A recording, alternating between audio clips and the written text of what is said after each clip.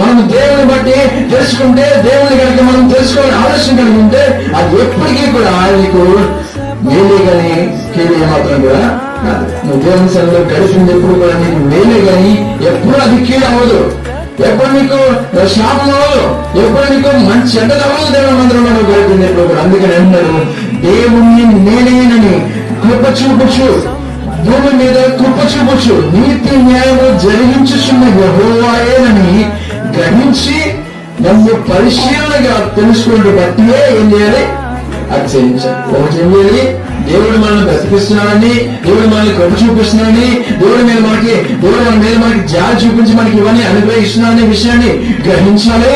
అంత మాత్రమే కాదు, ఇంకోటి ఏం చేయాలంటే ఆయన గ్రహించిన విషయాన్ని తెలుసుకొని పరిశీలనగా తెలుసుకుంటే బట్టి మనం ఏం చేయాలి, ఆచరించాలంట.